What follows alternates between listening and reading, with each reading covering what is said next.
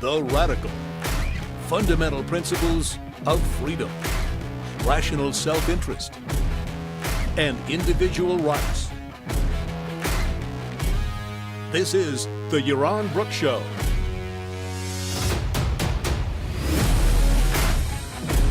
All right, everybody, welcome to Yaron Brook Show. On this, where are we? It is Thursday night. That's right, Thursday. This week has been a weird week. All right. Anyway, got some bad news this afternoon. I don't know how many of you are familiar with Terry Goodkind, the author, the novelist, but at least according to his Facebook page, he passed away today. So that is sad. Terry was a friend and just a cool guy. I mean, I really liked Terry. We had an opportunity to get to know each other and hang out a bit over the years. And he of course wrote sort of truth series and a number of other books. I don't know how many of you. A lot of people were introduced to objectivism through Terry. His sort of truth books kind of influenced clearly by Ayn Rand, particularly from book 5 and 6. And his website always referred people, if they wanted to read romantic literature, to Ayn Rand. So a lot of people over the years, young people who have told me who became objectivists as young people told me that they discovered objectivism, discovered Ayn Rand through Terry Goodkind. So it is a real loss. I mean, he was a man who lived his novels. He looked like one of his characters. He had a heroic stance and presentation about him. He was a man who came from nothing. He worked as a carpenter in I think it was Maine, New Hampshire for many years, and ultimately discovered, wrote a book. His first book became a bestseller and became unbelievably successful after that. So really a rags to riches story, and a really inspiring guy. If you met him, I mean, a really, really inspiring character.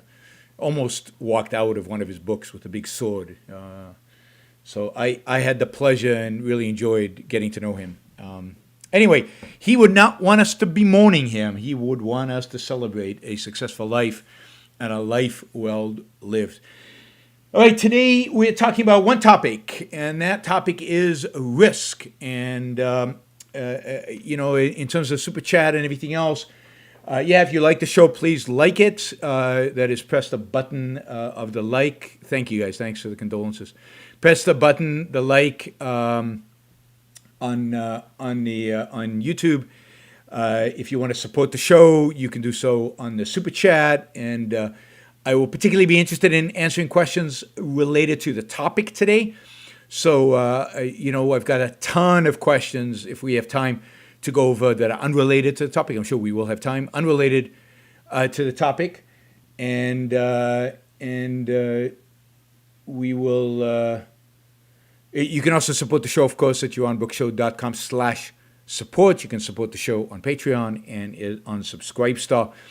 And Super Chat has been amazingly generous. You guys have been amazingly generous through Super Chat over the last few weeks. So thank you for that, and let's hopefully it continues. If you like the show, support it. All right. We've got some trollers. I'm going to ignore them. I encourage you to as well. Just ignore them. That would be the best. Maybe they'll go away. Any more administrative things? No, I think that's it. All right. So today's show is sponsored by Jennifer, who's on the chat right now. And Jennifer, you guys can, with the sponsorship of $1,000, can determine the topic of the day. So Jennifer wanted me to talk about risk-taking and risk-taking in our world today. And it's a great topic, and it's a topic that I have been excited to talk about for a long time. let me just remind you, if you want a guarantee answer today, you got to put dollars behind it. And the other aspect of it is I have a preference for topics, for questions on the topic. And it's a topic that should evoke a lot of questions. There's a lot of issues that the whole question of risk brings up. So let's start with the fact or the question of what is risk? What constitutes risk? Right? How do we define? How do we think about risk? Right? So risk is about the future. It's about the outcome of action in the future, and it's about negative outcomes. Risk is the chance, the probability of loss. It's the chance that you will take an action and lose as a consequence of the action that you have taken. You're taking on a risk, the risk of loss. So risk refers to loss. It's interesting, in finance, we often think of risk as volatility, of not achieving the expected value, but we treat doing better than the expected value the same as we treat doing worse than the expected value. And that's just not the case, right? So risk is actually doing worse than your expectation, doing worse than your opportunities. Risk is doing worse than you otherwise could have done. Risk, think about mountain climbing, right? It entails two aspects of risk. One is the probability of something bad happening, the chance, to put it in less kind of mathematical terms, the chance of something bad happening. And second, the magnitude of the damage that is done. So two aspects to risk. One is the chance of something bad happening to you, losing money, not financially, not gaining the return you expected, or not the return that you had an opportunity to get somewhere else, or the use of the funds somewhere else. So the one is the chance that something bad would happen. The second is the magnitude of the loss, right? Obviously, the largest magnitude loss is a loss of life. And we have all kinds of intermediary levels of loss, from loss of health to loss of limb to life to so there's a whole dimension in health. There's in financially, you can lose a little bit of money. You can put all your money on one investment and lose it all. You can lose all your money. I've seen that happen to people where they lose everything financially.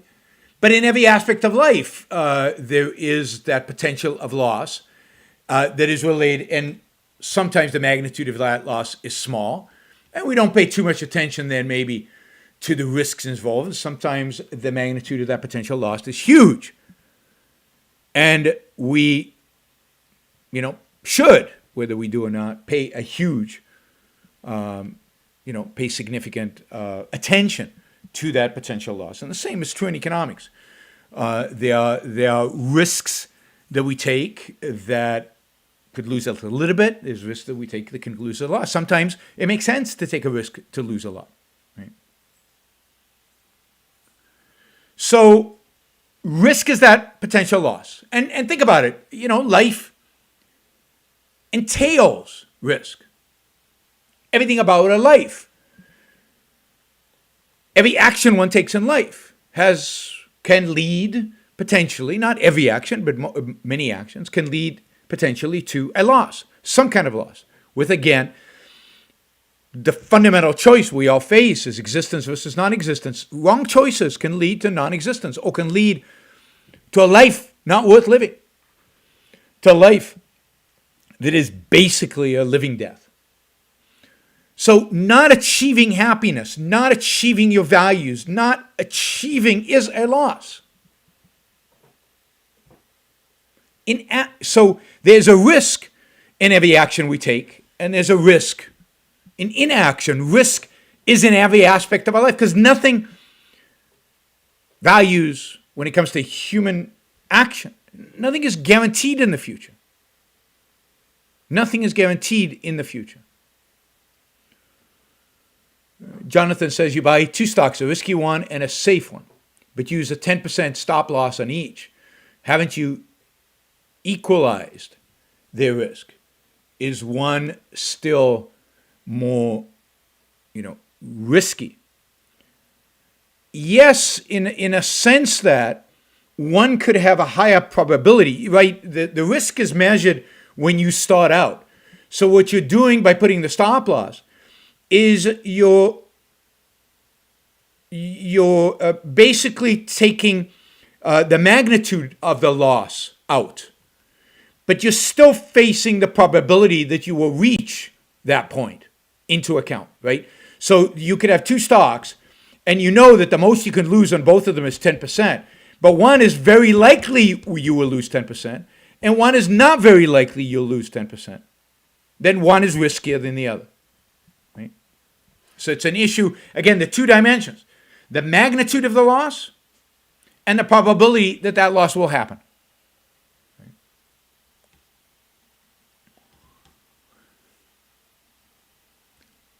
Jason is getting all his $20 questions in before anybody beats him to it. Thanks, Jason. I appreciate the support. But I'm not going to get to any of them because none of them are relevant to this. We will get to all of them, though, at some point. So remember, 2 dimensions, right? Adam says, Risk is also a great board game. Yes, Risk is also a good board game. Although I don't remember how to play, so I remember it being fun and good.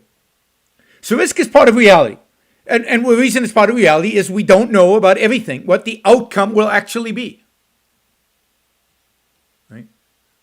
It's because of the nature of reality. It's the nature of time. It's the nature of the fact that, yes, there's certain things we can be certain of, but most things, when we're speculating, when we're talking about the future, involves uncertainty.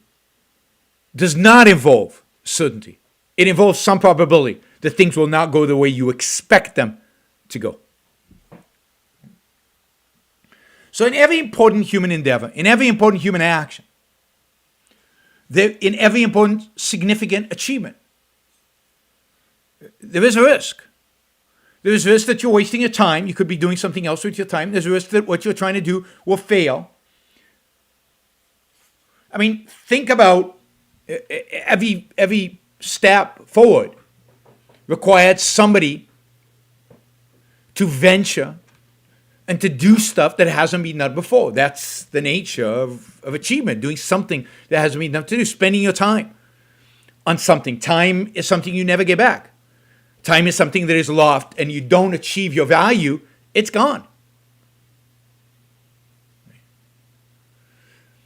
Think about entrepreneurs putting their time, their money, their future income at risk, in a sense that if the venture is not successful, that is all gone. They cannot get the time back. They cannot get the effort back. They cannot get the money they put into it back. They cannot get their reputations back, although we live in a country and a time, at least in Silicon Valley, where reputations don't get that damaged if you fail with a startup. That's one of the great advantages of living in a culture where risk is accepted, where risk is actually, where we admire people who take risks in certain realms in life.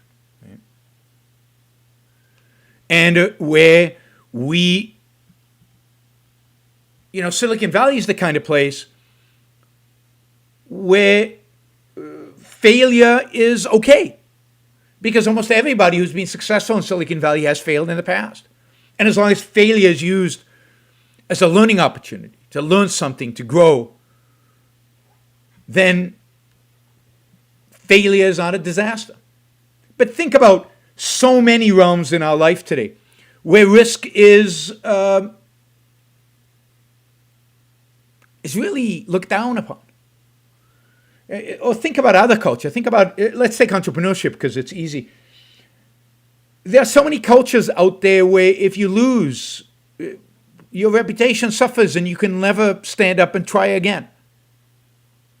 Where people who take risks are viewed as crazy or too individualistic or too egoistic or too too selfish, too reliant on their own, mind, their own values.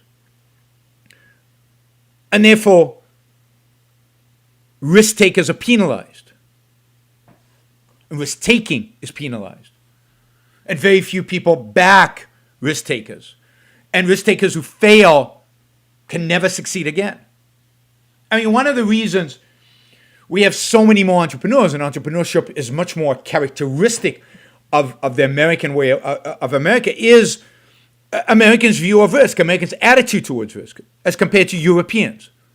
Europeans have a much more cautious, safe, don't think out of the box, don't do out of the box, don't fail attitude. Whereas Americans, failure is no big deal. Yeah, we're going to try that. Yeah, so what? Nobody else has succeeded. So what? We're still going to try. We're still going to push the envelope. We're still going to make an effort. And if we fail, we fail. That's fine. We'll get up on our feet and we'll try again. We'll keep going. Right?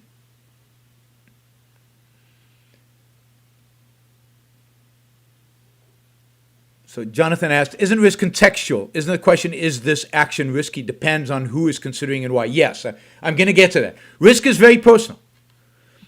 Something that's very, there's certain things, mountain climbing is risky to everybody. But the better you are at it, the more you know about what you're doing, the more skilled you are, the more practice you have, the less risky it is.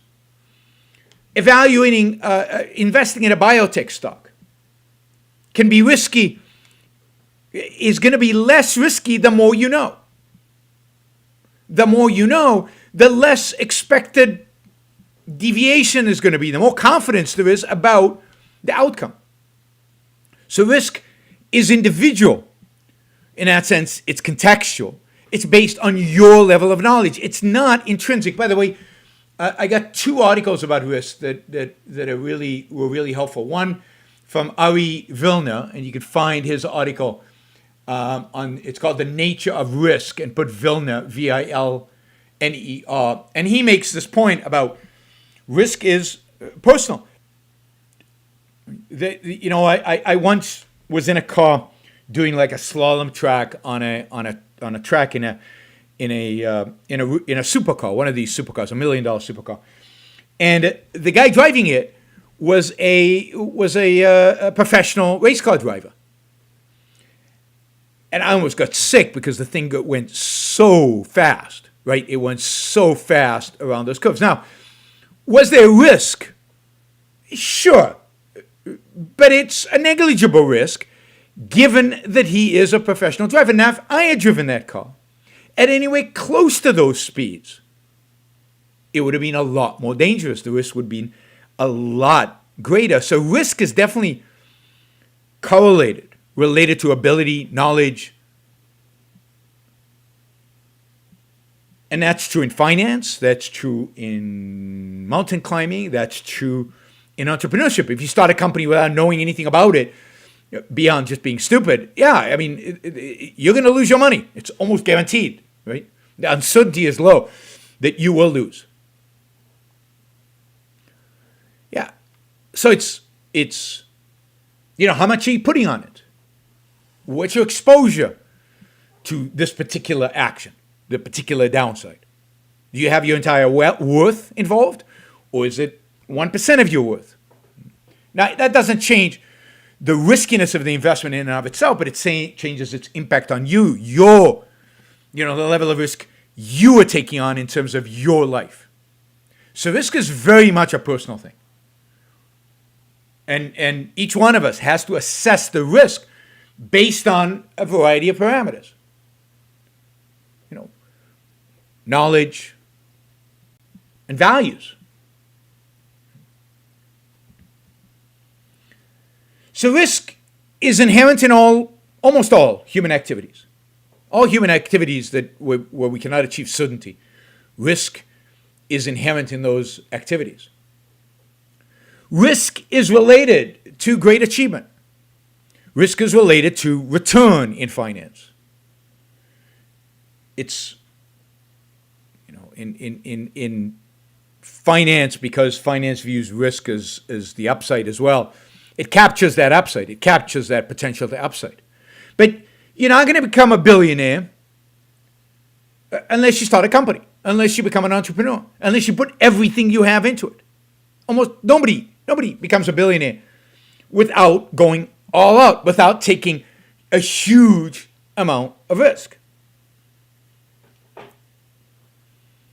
And to some extent, the billionaires are rewarded for the fact that they took that huge risk. Now, other people take the same huge risk and don't get rewarded, but that's the nature of the uncertainty that is involved. And all of these entrepreneurs don't go into it with so much knowledge that they know they will become billionaires. They can be confident that their business will be successful. There's still risk in that. But then, how successful? It depends on their ability to continuously be brilliant, continuously improve productivity, continuously offer values. And when you're starting out, it's almost impossible for you to be able to continuously, to be able to assess your ability to do that. So, risk is part of living. Now, it's interesting that in the modern world, we have, I think, 300 years ago, there were very few opportunities, if you will, to take on significant risk. Life was very simple. Life was very straightforward. The risks were, in a sense, beyond our control. Children died at childbirth. Many mothers died at childbirth. Many people just got sick and died. There was very little we can do to control the risks around us. Right? Bash asked, when you consider an action, do you consider the risk to others? Yes, because it affects you. In a business, for example, could I be sued? If something bad happens to somebody else, am I violating their rights? What's the probability of an accident? Certainly, if you're driving really, really fast, you don't want to kill somebody. You might be driving really, really fast and be pretty confident you can save yourself, but are you going to run somebody over? Are you going to get in an accident? Absolutely. Others are a value to you, and therefore you have to consider your values when you are acting. So the question is going to be, to what extent? And as Jonathan said, risk is contextual. So the context is going to be, which others, who are the others, how much risk are they facing, right? And what is the downside, right? What is the danger to me? What could happen to me if something bad happened to these other people? And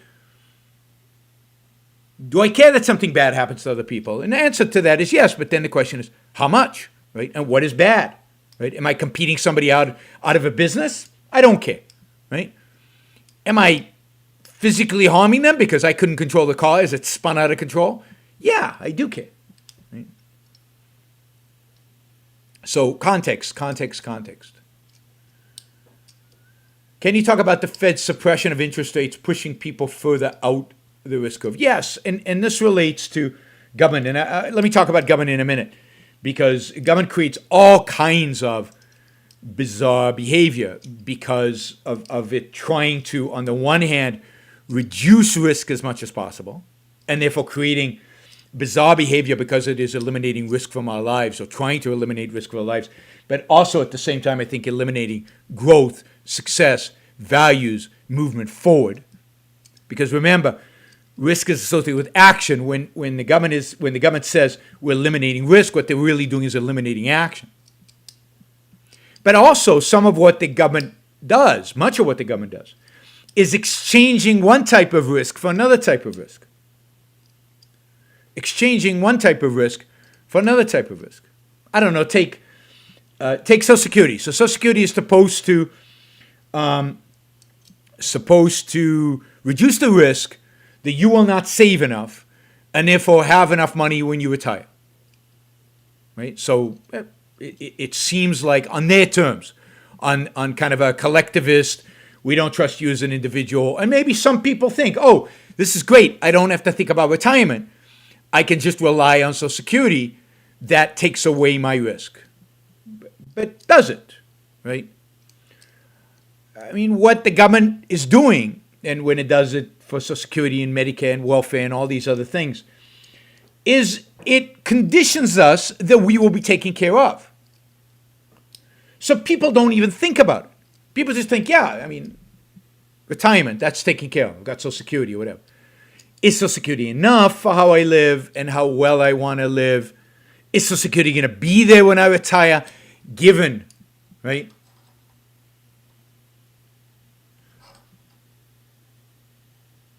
Given the debt that the government is taking on, people stop thinking about these things because they assume government is going to take care of me. It tells people there's a realm of your life, there's a realm of actions that in a normal life, in a free life, if you were left alone in a sense, you would be responsible for, and you would have to think about, and you would have to act. You would have to act. But don't. We've got you covered. We're taking care of you. Don't think. And that has a real impact on people. It tells them, I'm not going to think. I'm not going to act. I'm not going to pursue values in this realm. It's taken care of. At what level? At what capacity? At what ability? Don't think about it. I'm not sure what the 85 and a thumbs up is. I don't know what any of those mean. Right. The number, 90, 85, don't know what they mean. So it dulls the mind. One of the great evils, I think, of government reducing, likes, thank you. Cool. Of government reducing a perceived risk out there is that it stops us thinking about certain aspects of our life where the government has now said, don't think, just trust us. Don't think, just trust us. And that's a massively detrimental thing to be doing to a human being, partially because it means now we don't know, because we don't think about it. We're not considering all the things that we might have to consider fully, and we don't know to what extent the government is fully taking care of us. And therefore, for example, a lot of people don't save for retirement because that is a category now saved for somebody's taking care of it. I shouldn't worry about it. They take less care of their health. They invest less in their health because the government is supposed to be there taking care of that. So, by the government intervening,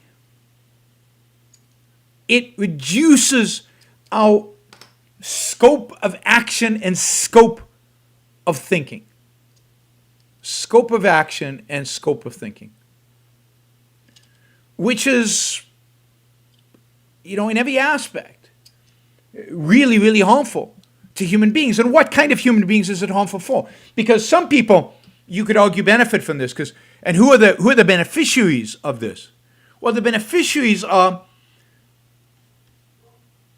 the people who wouldn't take care of themselves. The people who are not rational. The people who are don't think about risk and assess it and evaluate it and plan for it. So, for example, don't encourage me to watch the Celtics game right now, even though it is tied up at 95. Anyway, you guys will let me know who won the game once it's over. One day I'll get this timing right so I can watch the game and do the show.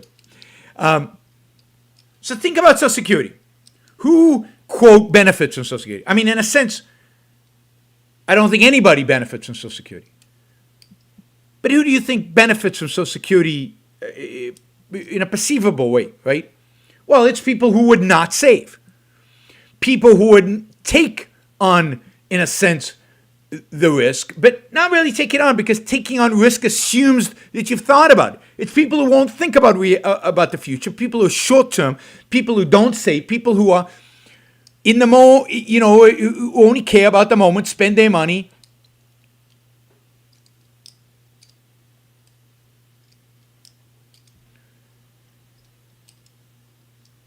And who suffers?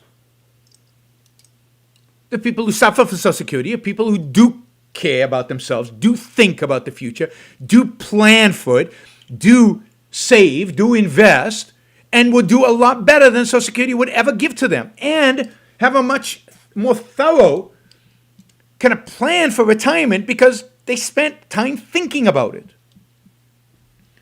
So what government does when it tries to eliminate risk from our lives is it rewards the less responsible, rewards people who would have behaved badly, rewards people who are generally unthinking, and penalizes the rational, the risk takers, the thinkers, the people who really invest in their life. Right?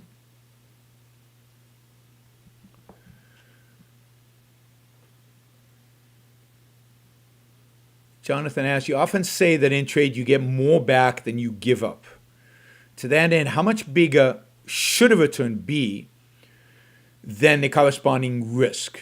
Well, I mean, that's difficult because you have to then quantify the risk, and quantifying the risk is difficult, right? And there's no one number that's easy to quantify the risk. Again, we tend to quantify risk in terms of volatility, but I don't think that really captures it. So I don't think I can put a number 2x, 3x on it, right? But there is a formula in finance that says that what you need is to be compensated on the risk at least as much as you would earn. You need to earn at least as much as a risk-free asset, plus what you would earn if you put it into a well-diversified portfolio. So the more risk you take, the more you should earn. But you'd have to use the math to figure out how much more. But the math assumes a certain intrinsic value to that risk, and once you personalize it, once you bring in knowledge, once you put in what it becomes much more difficult. Or much more difficult to quantify.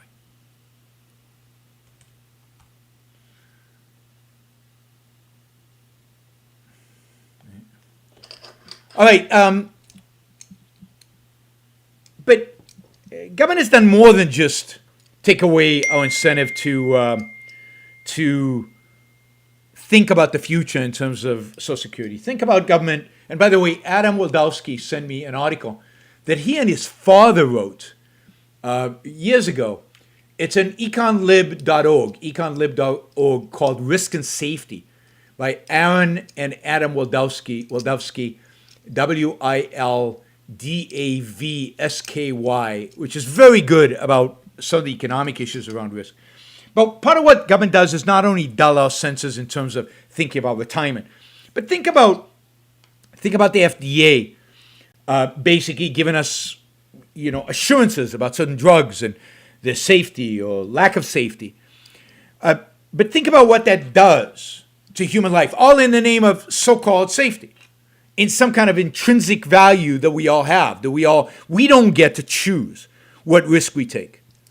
The government decides, based on some ultimately arbitrary standard, what risk they think it's okay for us to have. So how many side effects are you willing to experience if the drug is going to cure your cancer? How much risk of heart disease are you as an individual willing to take on if the result is mitigation of pain that you are living with constantly? How much risk are you willing to take on to, I don't know, get some other disease if, I don't know, you've got constant migraines? You don't get to make that decision. You don't get to make those kind of decisions. Those decisions are now made by government, and it's not even that you necessarily should make, or you should always be the one making the decision. But it's not like the alternative is you making the decisions in a cloud of ignorance.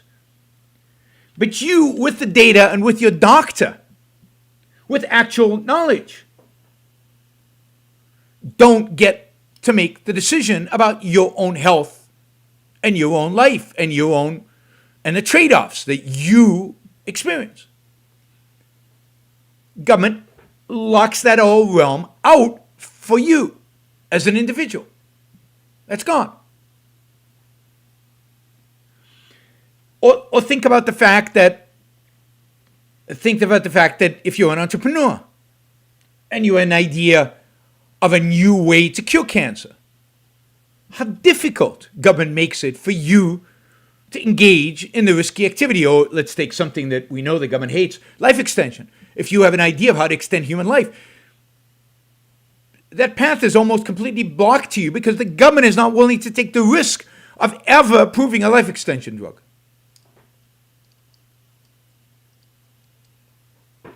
Uncertainty, risk, is part of life. And weighing those risks and assessing them can only be done, this is the important thing, can only be done by an individual. Why? Because only you know your values. Only you know what's important to you. Only you know what you're willing to tolerate, what kind of risks you're willing to tolerate, and which kind of risk you're not willing to tolerate. Only you can make those evaluations because only you are the one who has values. Nobody else from the outside. I mean, they can suggest, they can recommend, they can provide you with knowledge, they can provide you with information, but the decision has to be yours.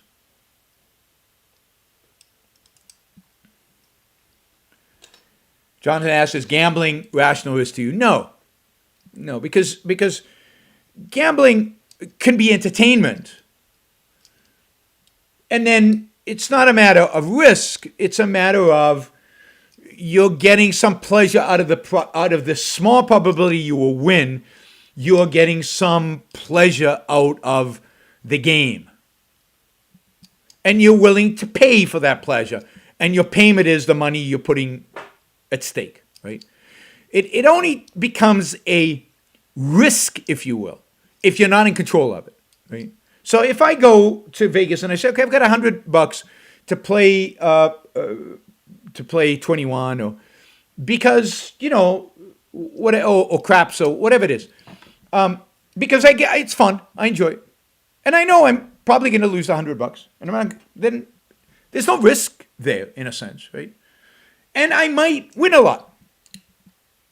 It's pure chance for the most part. Now, I don't consider gambling fun because, but call options, again, call options can be pure gambling. They could be used to hedge. They could be used as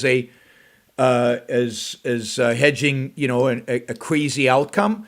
I mean, a lot of things you can do with call options that are not involve gambling. And I think most people who buy call options, I hope, are not gambling. Right? But gambling is knowingly participating in something that is chance, where your ability, skill, knowledge are not involved. Right? Are not involved. I mean, you could argue in 21 there's some skill and knowledge. Certainly in poker, there's quite a bit of skill and knowledge. But in some games, the roulette machine, or not the roulette machine, roulette or the slot machines, that's just pure luck. It's right.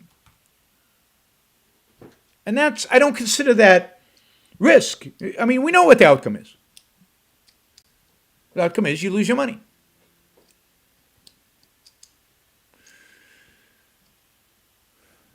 So the government, by suppressing risk-taking in the economy, suppresses entrepreneurship, suppresses innovation, suppresses new thinking, suppresses people getting engaged. Now, and it creates these parameters for what is acceptable and what not acceptable in terms of risk. The Wildowski article does a really good job of laying out all the different ways in which government kind of restricts, even pollution. How do they decide what is a pollutant, what is harmful to you? There are so many problems from a biological perspective in terms of what is a poison and how much of something makes it a poison. There's some elements that you can consume in low doses that have no impact on you. And then it hits some threshold and then it becomes suddenly a big threshold on you. But they measure it in such ways that they don't accept any exposure, even though small exposures are not risky. But a bureaucrat has no incentive to figure that out. A bureaucrat, whether at the FDA or the EPA or any of these bureaucratic organizations, has every incentive to say no. No. Because if they're wrong and something bad happens or somebody claims something bad happens, they get blamed for it. But if they approve stuff and good stuff happens, they don't get the credit. There's no upside for them. This is part of the problem of government doing it. The incentives are all backwards. The incentives are political. They're not scientific. They're not progress. They're not flourishing. They're not economic growth.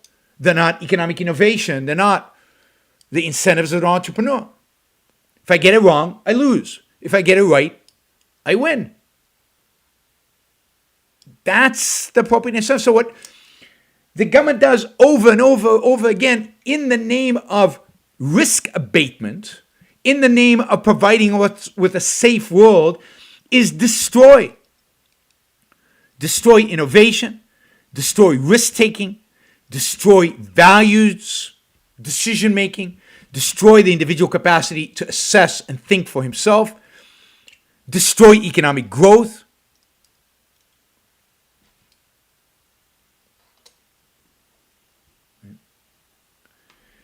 If you take the Fed's suppression of interest rates, for example. So why is the Fed suppressing interest rates? Well, because having high interest rates during a period of economic challenges, there's a risk that the economy will get worse. What the government tries to do, and this is called, when Greenspan was chairman, Greenspan put, what the government tries to do is balance out, is eliminate the downside, eliminate the negative aspect of risk-taking. So they don't like it when the stock market goes up. Troy, thank you. Wow, it's very generous. Thank you. Jason, I'll get you a question in a second as soon as I finish this thought. They try to eliminate the downside. They try to take away the loss. They're trying to make sure you don't lose. Because if you lose, then you won't consume. And if you don't consume, then there's no economic growth. But by eliminating that downside, what do? So, for example, by suppressing interest rates and keeping interest rates low, which supposedly helps failing companies raise money so that they don't fail, what do? Well, people who are trying to live on income, trying to make money from income on interest rate income, suddenly they can't make that money on just safe bonds. They have to take on more and more risk. So indeed, in an effort to suppress risk, some people take on more risk. It's called yield chasing, return chasing, right? If you're an insurance company and you've promised X amount of money to the people who've invested with you, invested in you, or bought insurance policies from you, and you're not making that return for them, and you invested, let's say, in bonds, and the government and the Fed has suppressed interest rates, so the return on those bonds is going down significantly. But you need to return this money to investors, and you start taking on more and more risk, because in financial markets, more and more risk involves more and more expected return, but also involves more and more downside. And that arguably happened before the financial crisis, that arguably happened now. You see it constantly. So by suppressing interest rates, not only is the Fed creating what are called zombie companies, distorting the price signals, distorting the allocation of capital, it's distorting people's assessment of risk, and it is motivating people. It's encouraging people in their financial activity to take on more risk than they would otherwise, if conditions were normal, i.e. no government intervention, would take. So every time the government comes in to try to soften the blow, to try to reduce risk, every time it does that, it creates negative outcomes. Right? All right, the risk-averse people have a malevolent universe premise. From my experience, they envy and spite you once they know you dream big. Our culture doesn't root for risk takers anymore. They want to undercut us and tell us how our dreams will fail. Yes, I mean, that's absolutely right. And I think that's part of the difference between American culture and European culture and other cultures, is that traditionally in America, we have rooted for the risk takers. Traditionally in America, we have supported the risk takers. Traditionally in America, we embraced risk taking. We embraced dreaming big. We embraced laying it all out on the ground if the value was a positive value, if a value was worth it. And of course, the only person, as we've talked about, to determine what's worth it is you. In the context of life, in the context of economic growth and technological advancement, in the context of living, we've always embraced risk. And the culture has changed. And part of that is a malevolent universe premise. It's a real issue of what comes before what. But I think risk aversion is a consequence of malevolent universe premise, which is directly related to, and maybe causally related to, a distrust of reason, distrust of science, distrust of rational thinking, and an embracing of emotion, an embracing of fear. People who live in fear don't take risks. They're already afraid. If you take on risk, they're going to be more afraid. People who live in fear tend to be tribalistic. Tribalistic people don't take risk. They follow. They follow the tribe.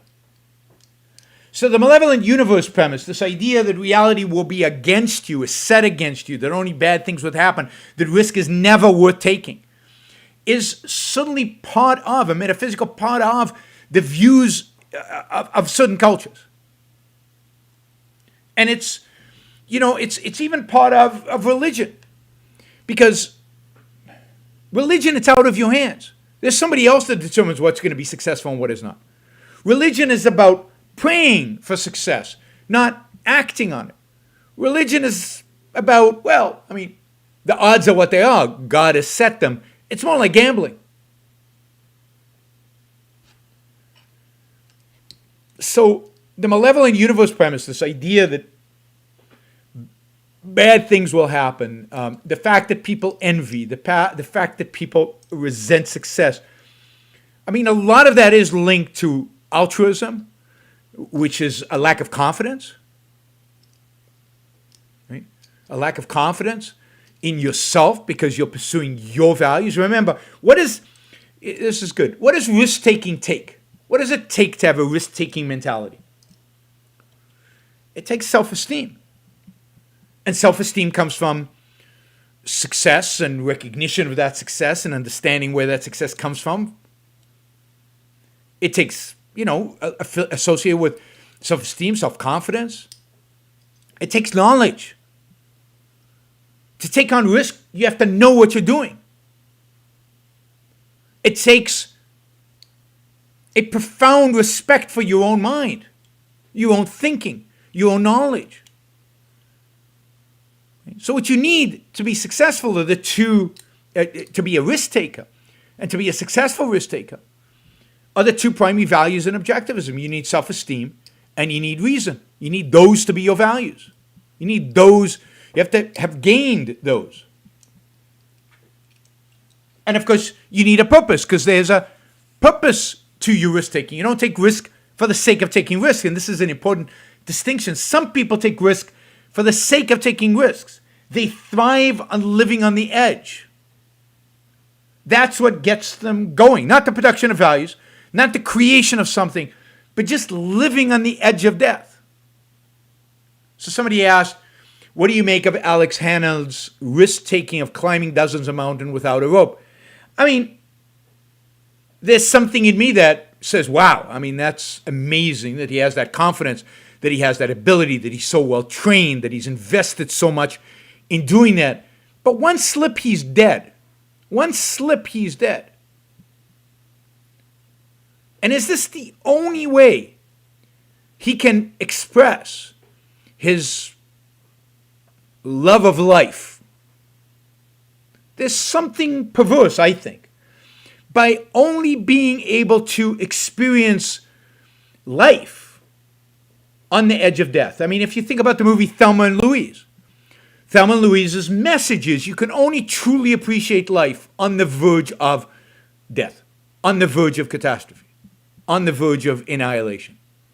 That is what it's about. And I wonder whether somebody like Alex Honnold has rational values, whether he thinks of it in that sense. I mean, I admire his courage, I admire his skill, but has he really thought it through? Yeah, Jonathan Honing has a quote from Man on a Wire, the guy who walks across huge chasms on a wire. He says, life is lived on a wire. No, it's not. Life cannot be fully lived, in my view. Life cannot be fully lived on a wire. Cannot be fully lived with the fear of death or the knowledge that death is one little slip away. I think these people who do this, I mean, in one respect, I admire them and respect them. On the other hand, there's something wrong. There's something wrong.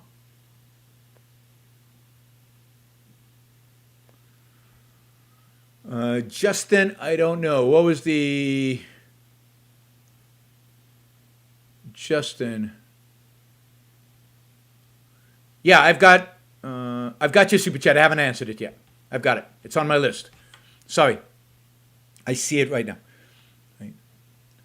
So, the idea that risk-taking is an end in itself, which is what Thelma and Louise come to believe, it's what Man on a Wire has, it's what, I'm not talking about every mountain climber, but the mountain climber that really push it. That is an irrational belief, and it leads to, I think, taking on irrational risk where the reward does not justify. Remember, risk has two components: the probability of it happening and the severity. And if the severity is death, then the probability of it happening better be low, and the rewards should be very, very high. Very, very high. And I'm skeptical about both of those in the sense of walking on tight ropes between two buildings and climbing on sheer rocks without a rope, right? Without a rope. It's just something. So there are risk-averse people, and I think we live in a culture that encourages risk aversion. And then there are people who take on unnecessary risk. And I think our society encourages that as well. Because we're much more enamored with the guy who walks on a rope. We're much more enamored with the guy who climbs on a sheer cliff than we are with the entrepreneur who gives up everything to try something new. Or the young person who decides not to save for retirement because he's going to invest all his money in his business and make something of itself. We don't allow him to do that. Notice, we don't allow him to do that. We insist that he put 12% of his money into Social Security every month. He has no choice to start a business with that money, to take on risk with that money. We've taken that ability away from him. All right, how does one argue against environmentalist claim that human action that risks the environment is not worth taking? Often called the precautionary principle. So there's a number of issues that you bring up here. There's a number of issues that related to this. One is, what do you mean by risks the environment? Right? So one thing I always do is ask people what they mean by that. Action that risks Mother Earth, action that risks the spotted owl, not worth it. So that's one question. What is the environment? The other question is, what does it mean not worth it? Not worth it to whom? Not worth it at what price? What does that mean? Is the standard pristine nature? Well, pristine nature is the most risky environment for human beings possible. In pristine nature, we die at a very young age. In pristine nature, we're susceptible to the elements, and life expectancy is very low. In pristine nature, we have no time to come up with ideas on how to innovate and succeed and extend human life and invent medicines and technologies and all the things that make life amazing. So what does this even mean? Now, there is something called precautionary principle. The precautionary principle basically says this, and it applies to more than just the environment. It applies to drugs. Precautionary principle basically says, if there is any reason, and I use reason here loosely, if there's any reason to believe that something could be harmful, we shouldn't do it. So, if I can imagine that this thing would be harmful to something that they value highly, we shouldn't do it. And again, imagining a negative outcome is not evidence of a bad outcome, of the possibility of a bad outcome. Just imagining, so for example, people against GMO, right? They're against GMO because of the precautionary principle. There is zero evidence that GMO does any harm. But it might do harm. I could imagine it doing harm. It's easy for me to concord up Frankenstein-like examples where it would do harm. But does it actually do harm? No evidence that it does. The precautionary principle says it's enough that we can imagine harm. It's enough we can suggest harm. That's enough to ban a substance. And that's, it's not luckily used too often because mostly they set standards of harm. But the standards of harm that they set at these regulatory agencies are so low in a sense of, again, how much pollution would cause how much harm. So low that they're absurd. They're ridiculous. No rational person would agree to the reduction in standard of living that is caused by these regulations over the 1 in a billion chance that you might die.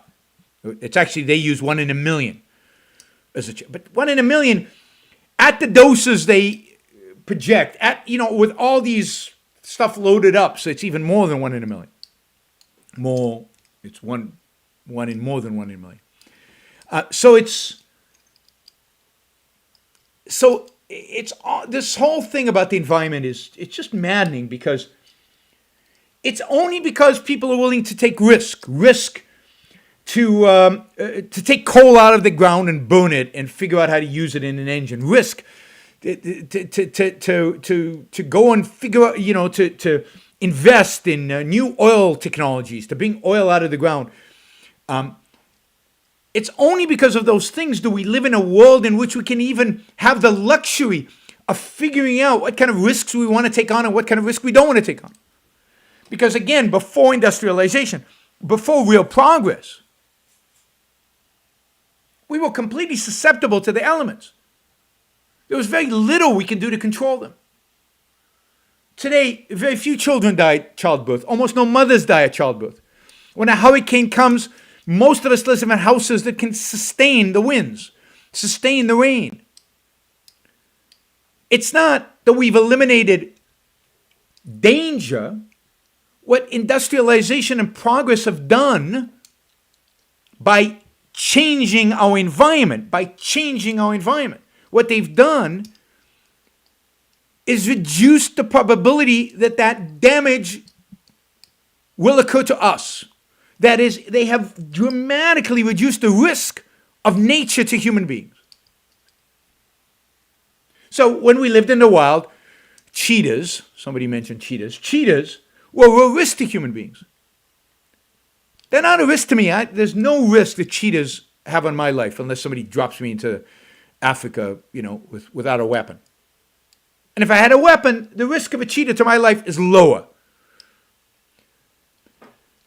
So the answer to the environmentalists, the fundamental answer to the environmentalists is human beings succeed at living.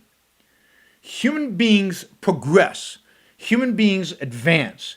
Human beings reduce the risk to their life by changing their environment to suit their needs.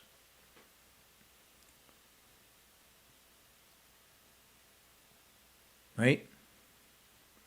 That's how we survive. Cheetahs survive because of their speed. Human beings survive because they can change nature to fit their needs, thus reducing the risk of annihilation, reducing the risk of death, and in some cases, eliminating the risk of death. I mean, think about how many people died 100 years ago, 200 years ago from hurricanes and earthquakes. And in an industrial-rich country, very few people today die. The risk is a lot lower when you're rich than when you are poor. The risk is a lot lower if you drive an expensive car than if you drive a cheap car. The risk is a lot lower if you live in a concrete home versus if you live in some other type of home, right?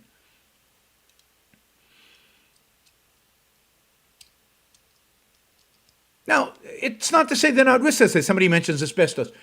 Yeah, we failed with asbestos. That is, not failed. We used a product that turned out later to be harmful to human life. Great. Stop using it. It's harmful to human life, so we stopped. But you can't, again, every action we take in life involves risk. So when we use a certain product in our life, yeah, there might be a risk that that product does harm to us. But it's arbitrary. It's meaningless conceptually to say, I have no evidence it causes damage, so you shouldn't use it. I might be wrong sometimes. People might be wrong. I might think something's safe and it turns out not to be safe. Okay. Life is not guaranteed. People who used asbestos, people who engaged in construction with asbestos, people who made asbestos suffered. That's sad. But that's an inevitable part of living. People suffered a lot more when they didn't innovate in terms of, what do you call it? Building materials. There is a risk in innovating building materials. The building material you invent might have negative consequences. Okay. Right. But before we innovated in building materials, we all lived in the kind of buildings that were torn down by any kind of hurricane or any kind of fire or any kind of hurricane, earthquake. Does the concept of risk play a factor in your not wanting to support football any longer? As in the player's risk of injury, mental or physical, is so high that it's irrational and that's hard to watch. Yes. And it's why I wouldn't watch the guy climbing up the cliff without a rope. I have no interest in watching that. The fact that he could fall and die makes it uninteresting to me. It's too spooky, right? And I think the fact that with football now, the risk of real, and we're talking about the brain, real brain damage is real, and it's been shown to be real, and it's for almost everybody. It's taken a lot of the enjoyment out of the game. It's harder to watch. When I didn't know, but once you have the knowledge. Max asks, will anyone ever be able to raise capital for small business ever again after what the government has done to them with the shutdowns? Risk is over, productivity increases are over. I'm afraid it's all over. I mean, if you're right, if risk is over and productivity increases over, then it's all over. Yeah, I mean, because that's what keeps civilization going. And what the government has done is reduce the incentive to take risk, and it keeps doing that in a variety of different ways. It keeps inculcating a mentality of not taking risk, not funding risk, because we want to live in a risk-free society. But a risk-free society is a dead society. The only time you're not taking risk in life is when you're dead. And that's true personally. You should take that into consideration personally in terms of how you live your life. You should be willing to take risks. Now, the risks should be rational, in a sense that you should understand them. You should know what the downside is. You should know what the upside is. You should know what's at stake. And then you should be the one making the choice. Now, if you're working in a team, or if you need a bank to lend you money, you have to convince other people that it's worth their while to take the risk with you. But that's the basic, you have to do it, right? I mean, you have to gain the knowledge. You have to figure out what the values are at stake. And then you have to figure out, so rational values, succeed in a business versus, right, success in business versus climb an insane rock face that nobody else has ever climbed before. One's the rational value. One, I'm not sure it's a rational value. Sounds irrational to me. And then you have to know what the return is, what the benefit is, what the risk is. And then only you can make a decision about it. And then has to be, it's a cost benefit, and cost has to take into account risk, which means the variety of different possible costs, your life, for example, and the probability for each one of those.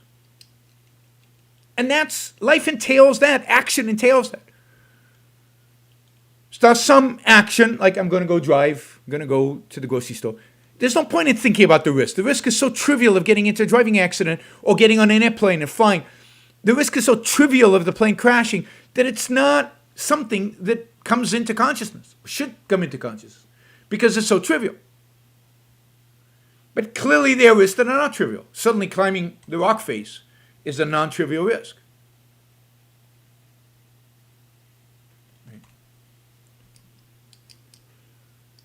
Oh, this is good. He says, similar to Thelma and Louise. Yeah, I always like references to movies and stuff.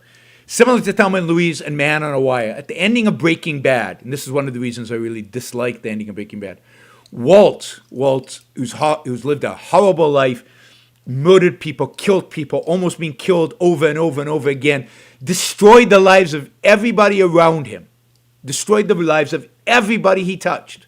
Good people, many good people. Walt says, I felt alive. He felt alive during doing this.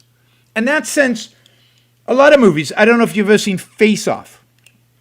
It's a kind of a action movie. A lot of these movies, the bad guys, the people who take stupid risks, the people who are destroying other people's lives, they live exciting, fun-filled, interesting lives. They feel alive. The cops, the good guys, are boring. They have dull lives. They have boring lives. Yeah, it's one with Nicolas Cage and John Travolta. I really enjoyed that movie, partially because of the acting. I think the acting's brilliant. That idea that to feel alive you have to be at the edge of death is very, very destructive. On the other hand, the idea that you should never take on risk is very, very destructive. And the right balance is reason, rationality, and knowing your values. And then making assessments based on your values, based on your knowledge, based on your thinking about what risks to pursue and what not to pursue. what to avoid, and identifying within you to put you, what was I going to say? I was starting to read one of the Super Chat questions, and the thought escaped me, right? Yeah, Miss Maisel, in Miss Maisel, in The Marvelous Miss Maisel, the Prime show is really good.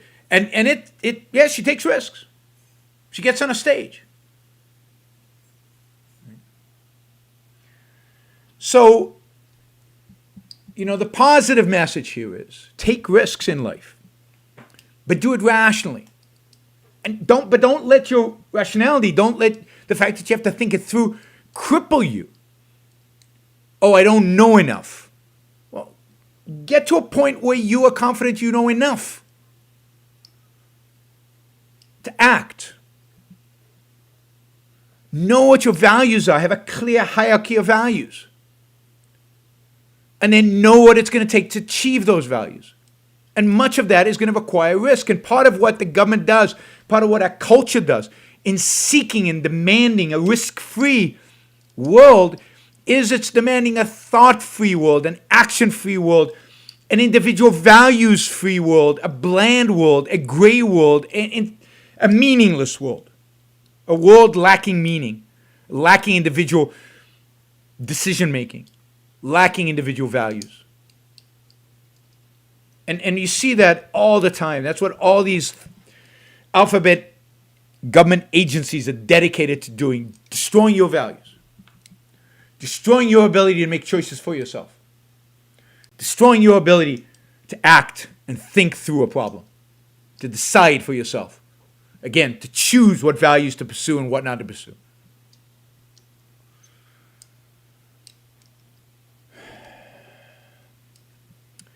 Given our heavily regulated and borderline authoritarian mixed economy, does it make sense to be risk-averse in today's world? Well, again, it depends on what the context is. Right? You're still living in this world. You still have to pursue your life. Unless you, because it's a mixed economy, I'm going to give up on the life. You still have to figure out,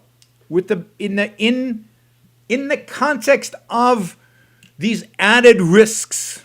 So I view it as added risks, added constraints, added restrictions. Within all that context, how can I achieve? How can I act? How can I live? How can I pursue values? And therefore, what risks are rational for me to take? And depending on the values that are at stake, sometimes the risks are higher today because the government, for example, if you want to invent a new drug, the risks are higher because the government is involved. But what, are you not going to pursue your dream? You're not going to try to invent the drug because there's a bigger barrier? It's sad, it's depressing that the government is creating artificial barriers to our success and to our prosperity and to our ability to take risk.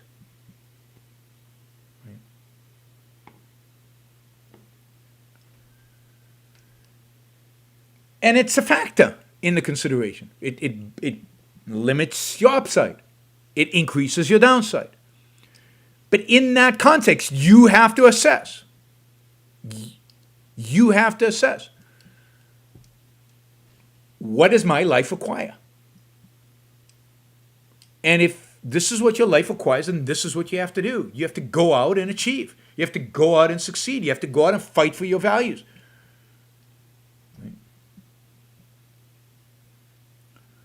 Somebody says there are 13 million Robinhood traders who gamble every day. They are retail investors who are really gamblers. In a large respect, that's true. I wouldn't say every one of them is a gambler. Many of them are. They are not applying knowledge. They're not applying skill or knowledge.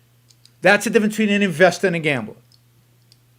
Between proper risk assessment and just rolling the dice.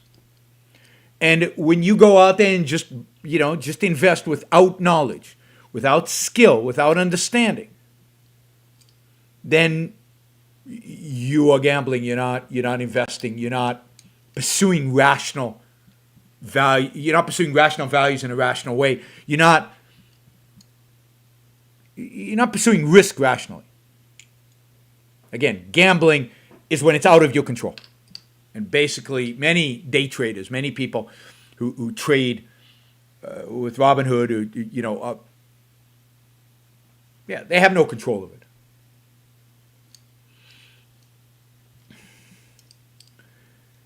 All right, let's see. It's often said that a country gets richer, it values safety more and risk less. What do you think? That is true, but I think that I'm not sure it's related to a country getting richer. I mean, this is the problem with these kind of statements. The problem is we only have 250 years of experience about this, and we only have one part of the world doing it. So it's not like there are lots of examples of countries getting richer in the past and then they become... No, there's basically the West over the last 250 years and more recently Asia. And all of them shared basically the same philosophy and all of them went down when they had the same philosophy. So what's happened in the United States, what happened in the United States while we got richer is we became more collectivist and we became less appreciative of reason, less appreciative of individualism, less appreciative of the Enlightenment values. And as we become less appreciative of them, our knowledge and understanding and confidence and self-esteem declines. And as that happens, we look for safety. And more safety the government, quote, provides, and it's not real safety, it's imagined safety, the more used to that, the more accepting to that, the more collectivist we become, the more irrational we are, the more we require safety, the more the government gives us. And there's this spiral. That is not a consequence of being rich. That is a consequence of being less thinking. It's a consequence of being more irrational. It's a consequence of elevating feeling and emotion above all else. It's a consequence of rejecting reason. It's a consequence of collectivism. Right? That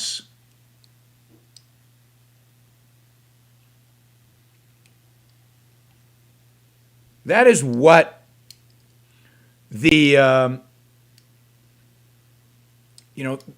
that is what has caused us to become less risky. And it correlated with us getting richer. But correlation is not causation. It's not that we got richer. And you can see this in individuals. Some individuals, as they get richer, they become more risk averse. They protect their money. They don't let anything happen. Everything is protective and everything is scary and everything is really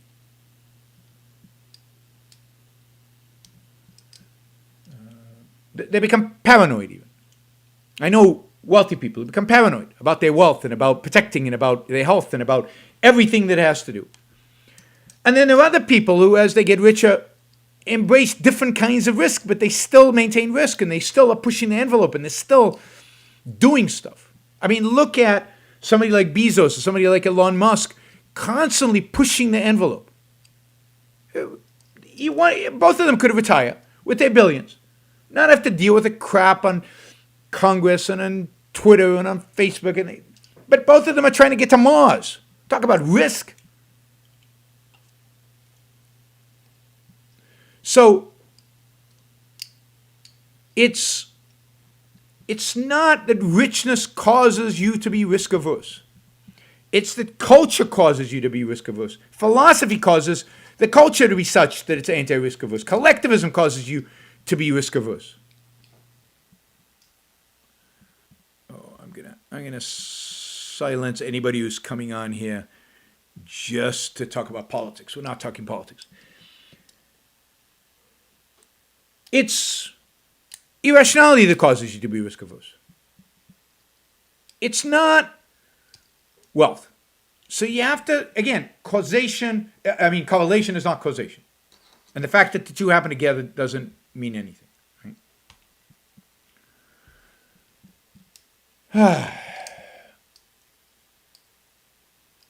All right. Let's see.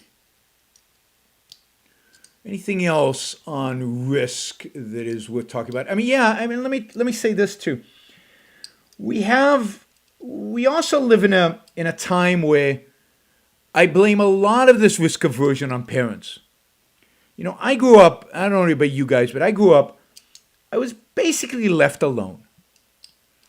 I used to come home, drop my backpack, and say, "Bye, mom. See you at dinner." Right? Or, maybe I do my homework and then run out. If I did homework, I didn't do homework much. And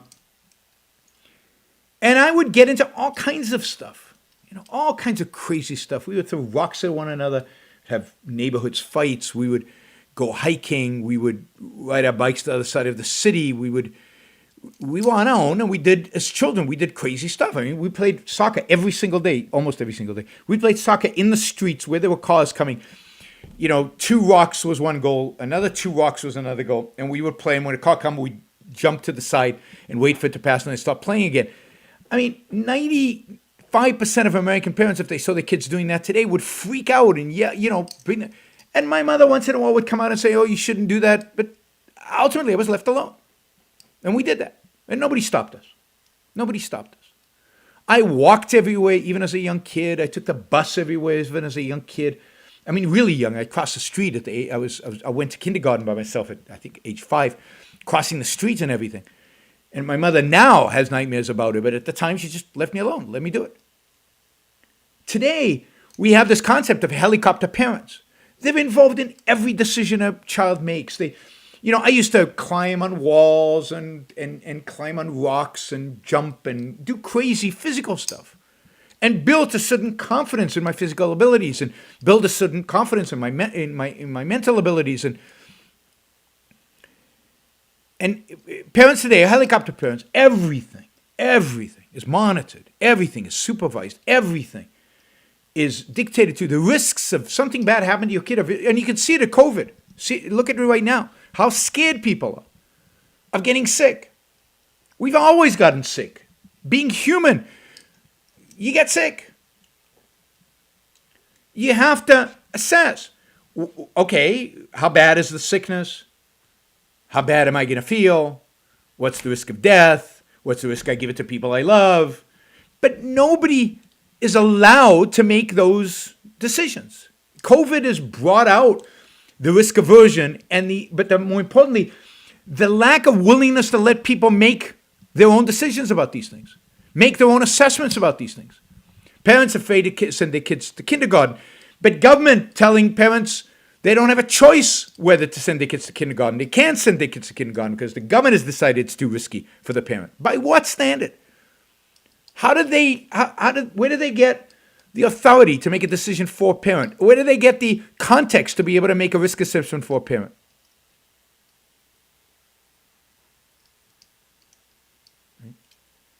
So, government is taking away decision making from us in the name of safety. But that's because they think they know what's safe for us. Only we know what's safe for us. If you're 87, if you're 90, and if you get COVID, you're probably going to die. But you're probably going to die in the next couple of years anyway. And you want to see your grandkids. And you want to have fun before you die. So you die. You get COVID and you die. Why isn't that your decision to make rather than the government's? On the other hand, you could be 20. You're an adult. You can make decisions for yourself.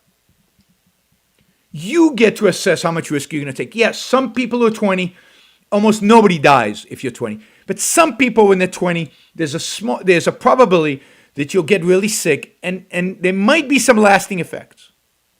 What's the probability of that? It's still pretty low. I want to take that risk. I'm 20 years old. I want to live. Who is the government or anybody else to tell them they can't? Right? You have to make those decisions. It's your shot to make those decisions, not the government's. Right?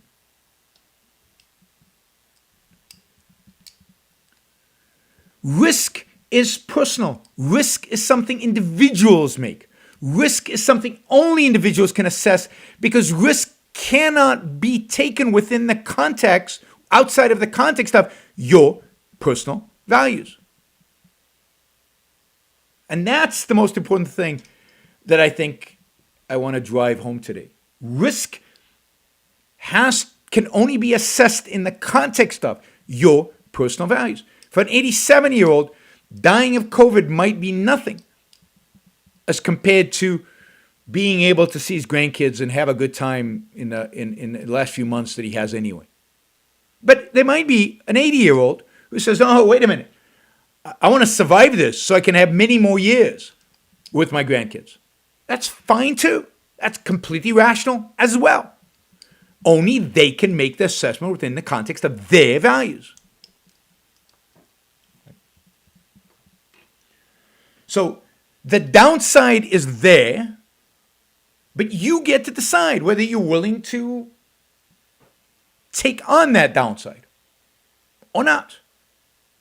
As long as you suffer the consequences, either way, that is, as long as it's you. And you're not inflicting the downside on other people. What the government does is it moves, right, risk. It shifts risk from one group to another group, shifts the damages from risk from one group to another group, and distorts the entire decision-making process and disincentivizes us from making those kind of decisions. All right.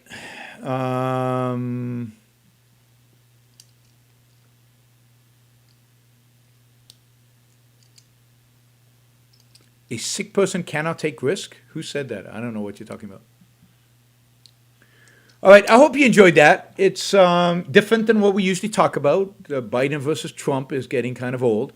But this is more important because this relates to your personal life. This relates to the principles of government, which is to leave us free to make our individual personal choices, right?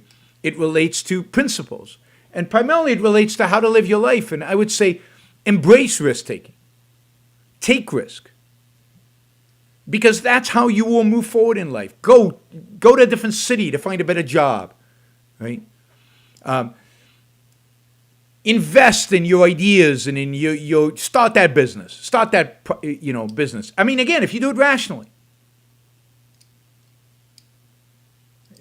Nothing drives me more crazy than people sitting around moping, complaining, bitching about the world, about politics, about this president, that president, what people have done to them, they've lost their job, and not taking any responsibility over their own lives, not standing up and pursuing their own values, not being willing to take risk for the one life that they live. You live one life. You got to live it to the best. You got to live it and make the most of it. And that entails risk because all action entails risk. You got to live with a capital L, I keep saying. Have values and passionately act to gain or keep them. And that will involve risk. If you want to date that girl, go up and ask her. The funny thing about something like that is, what's the downside? She says no. That's it. It's not life. It's not eliminating all other possibilities. It's that possibility is eliminated. Okay, but better to know than just to fantasize. So the risk there is small, and yet people don't even do that. Ask for a raise. What's the downside? All right. Don't forget to like the show if you liked it. Don't forget to use the super chat and the other features here to support the show. Let's do some of the $20 questions quickly, and the old questions are going to still have to wait. How do you get people to put reason over rage? Well, you can't get people. You have to teach people the value of reason. You have to teach people that reason is the source of all their values. They have to teach people that rage does not promote life, living, capital L, living. that rage is self-destructive, that rage will only lead to their own destruction. You have to teach people that what reason can achieve, one, and on the other hand, that it's their basic means of survival. It's the way they're going to succeed in life or not if they don't use it. You have to make, and in a sense, you have to appeal to their whatever's in them that is selfish, whatever's in them that is about their own life, whatever's in them that wants to be happy. Rage will not lead to it. Reason will. And that's, at the end of the day, that's the battle. The battle we all engaged in is between reason and emotion. People's reason and emotion. What will they live by? Reason or whatever. And whatever is almost always emotion. There's nothing else. Even when they live by other people's ideas, it's because it's emotionally somehow appealing. Thank you, Ashley. Appreciate it. If free speech is abolished, do we bring the guns out right away or engage in civil disobedience? I mean, if freedom of speech is abolished, then I wouldn't bring the guns out right away. I would start planning to bring the guns out. I mean, remember, if you're going to rebel, if you're going to revolution, then you have to have a plan. Reason, not rage, right? You got to have a plan, and maybe part of that plan is civil disobedience, but then you go to jail, so ultimately your plan has to be about bringing out the guns, but you have to think about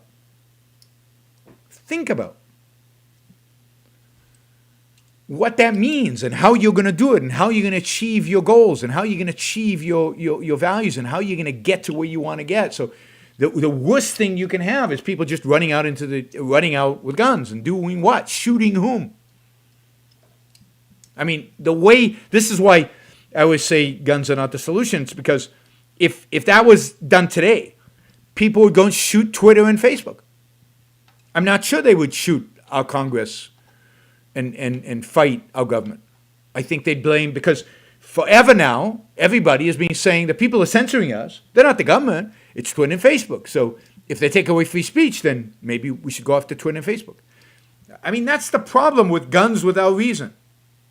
It's about thinking. It's about figuring out who is the enemy, who do we fight, how do we get it back, how do we win? Why does objectivism say induction is better than deduction? Is deduction ever valid? Objectivism doesn't say induction is better than deduction. It doesn't say something's better than something else. Induction and deduction are both necessary tools of thinking, of reasoning. You cannot reason without induction and deduction.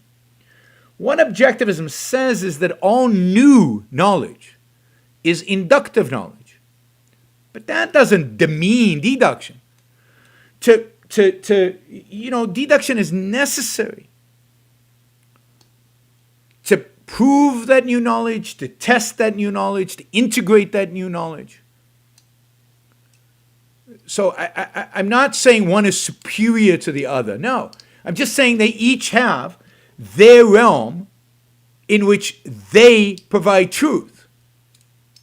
You cannot succeed, you cannot achieve anything without both.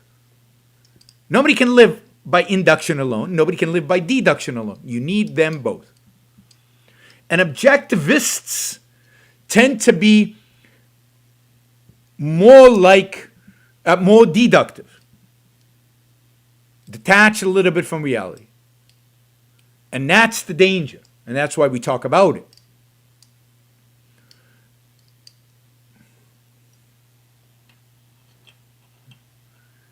All right. We'll end, I guess, with a political question because you put $20 on it. A lot of objectivist intellectuals are arguing the best way to improve the GOP is to vote Democrat. What makes you think the GOP would ever even change to a more free market, reason-based movement, even if Biden wins in a landslide? I don't think that it's inevitable that the GOP changes. I think it's a long shot that the GOP changes. But I'll tell you this, in my view, and again, not everybody's going to agree with me, but in my view, the GOP will not change with certainty, or as close to certainty as I can be about these things, if Donald Trump wins. So my view is the only chance the GOP can change is if Trump loses. Because Trump represents all the worst thing about Republicans. He's anti-capitalism. He's anti-individual rights. He's anti-freedom. And he's nationalist, collectivist, a tribalist, and a central planner. Right? So I'm not saying that if Biden wins, the world is better. I'm not saying that if Biden wins, the GOP becomes better. I'm saying the only chance that the GOP can become better is if Biden wins. And if you believe it's impossible for the GOP to become better, then I think all is lost in the short run. Because the only chance we have for stability and some sanity in the short run is for the GOP to become better. If the GOP stays where it is, we will have authoritarianism, whether of the left or of the right. The only chance we avoid authoritarianism is if the GOP gets better. And because we know where the left is. The left's already at authoritarianism. It's just on the verge of, right? And I think Trump is on the verge of. So we need an alternative. Now, if there was a third party that could win, there could be an opposition party, there could be a significant, substantial voice in the culture for something even marginally better, then I would advocate for that. But there is no such third party. There is no alternative. So I am arguing to give the only chance we have at something better a chance. Libertarians don't have a voice. Libertarians are wacky. The libertarians are nuts. I mean, and if you read Jorgensen, the candidate, she is one day pro-BLM, another day, anti any kind of American self-defense on foreign policy. She's all over the place, intellectually, policy-wise. She's not a representative of anything, and they don't have a voice. They don't have a voice. Nobody listens to them. It's 3% is the most they could get in the last election when I thought they had a chance to break 10%. They got nothing. They're nobodies. They're non-existent. So the choice you have is between two parties, basically. And I want an opposition party. I don't want all the parties to be collectivist socialists. I think Trump is a collectivist and fundamentally a socialist.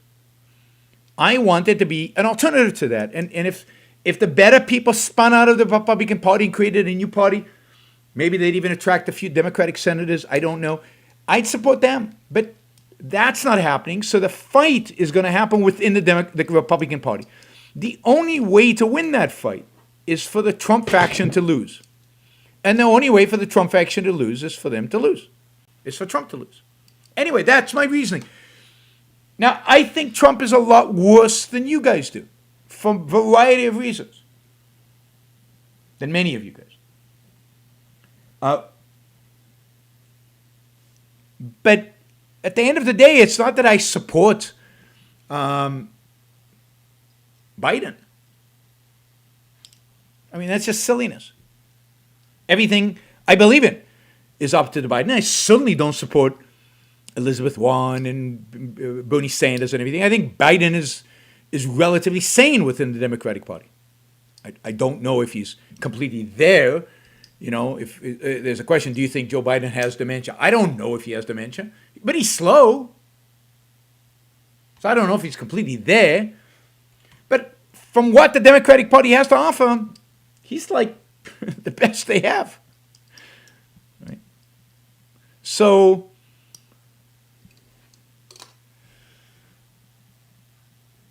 you guys will vote the way you guys vote. I know I have. I'm not asking people to vote the way I should vote. I'm arguing for you to do that. I'm arguing for it. And if you don't buy my arguments, don't do it. And of course, many of us will not vote at all.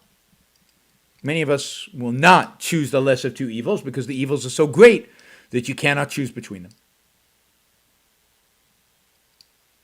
Linda's perfect.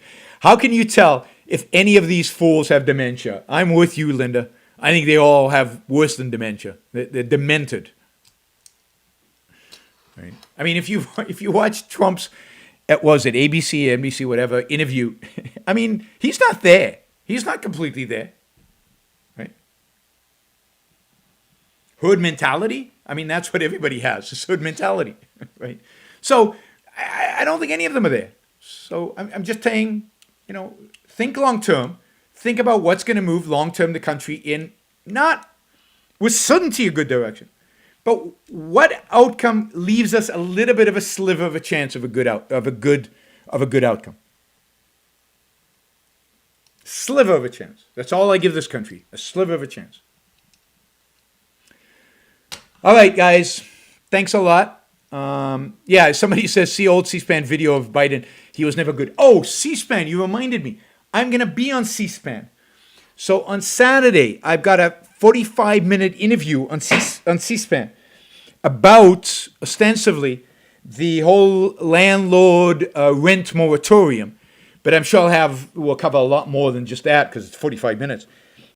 So it's on C-SPAN, on American Experience, something like that, American something.